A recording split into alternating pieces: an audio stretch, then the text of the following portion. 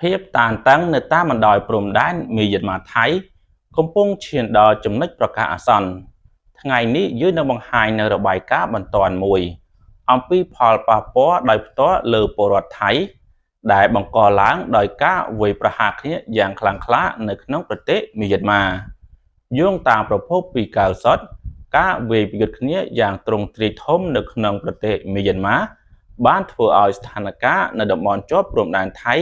កាន់តែឡើងកម្ដៅរហូតដល់កម្រិតដែលគ្រាប់ផ្លោងបានហោះចូលទៅក្នុងទឹកដីថៃហេតុការណ៍នេះបានកើតឡើងនៅថ្ងៃប្រហ័សទី16ខែតុលាឆ្នាំ2025គ្រាប់ផ្លោងបានធ្លាក់ចំផ្ទះសម្បែងរបស់ពលរដ្ឋថៃរហូតដល់8ខ្នង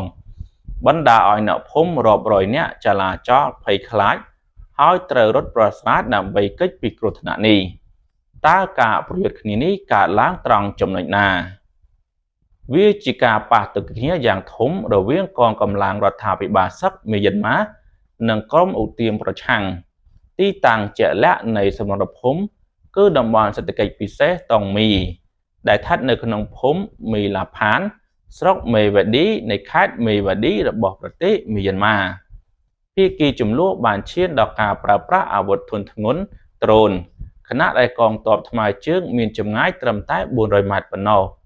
ភាពប្រកៀកប្រកិតនៃការបាញ់តដៃគ្នាយ៉ាងក្តៅគគុកនេះហើយដែលជាមូលហេតុផ្ទាល់នៃការផ្លោងធ្លាក់ចូលទៅក្នុងទឹកដីថៃគ្រាប់ផ្លោងដែលធ្លាក់ចូលទឹកដីថៃបានប៉ះចំផ្ទះពលរដ្ឋនៅក្នុងភូមិហួយមហាវង្ស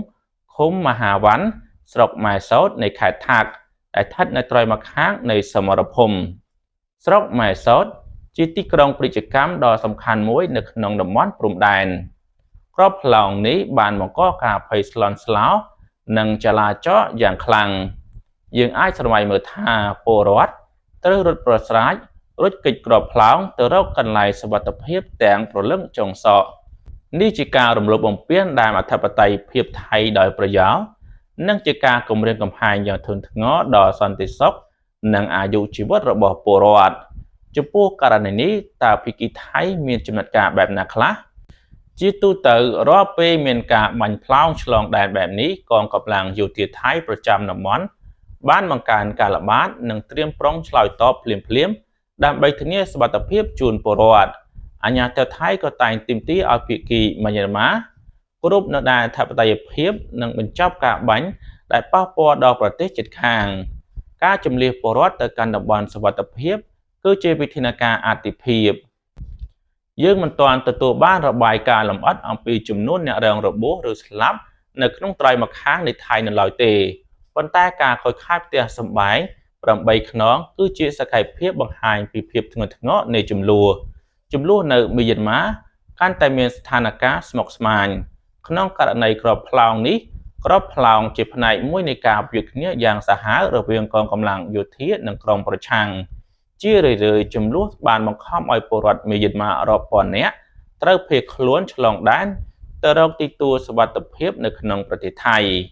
រដ្ឋាភិបាលថៃបង្កើនការប្រុងប្រយ័ត្នខ្ពស់ទាំងផ្នែកសន្តិសុខព្រំដែននិងការត្រៀមលក្ខណៈសម្រាប់លំហូរជនភៀសខ្លួនជាយថាហេតុសហគមន៍អន្តរជាតិក៏គួរតែបន្តតាមដាននិងរកមធ្យោបាយដើម្បីបញ្ចប់អំពើហិង្សានៅមីយ៉ាន់ម៉ាដើម្បីធានាបានសុវត្ថិភាពថិតថេរនៅក្នុងតំបន់